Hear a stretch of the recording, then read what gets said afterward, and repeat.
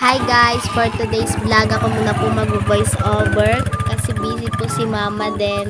Eto po, magpapasok po sila mama sa resort, mag-i-in po.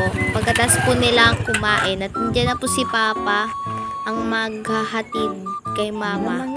Pero sabay po sila kasi yan na po, on the way na po sila sa Morong Star. Then, yung lahat din po pala ng bahay to Morong, to resort po, saglit lang po siya.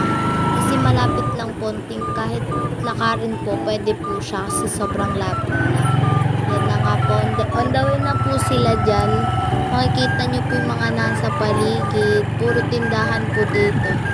Tapos yun po yung kulay blue na po yung tindahan po namin ng fruit shake.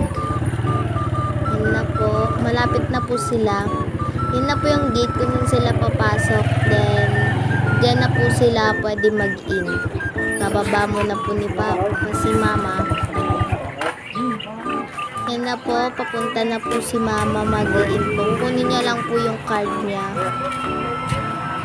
para po mailusot sa machine. Then, naka-in na po siya. Ganun lang po kabilis po yung kanilang pag-i-in dyan. Hindi po sila maglilista or anything else. Ilulusot lang po nila sa machine yung card nila. Then, pwede na po silang pumasok.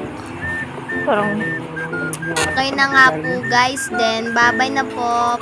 Please subscribe and like and don't forget to hit the bell button for our latest updates. Bye-bye!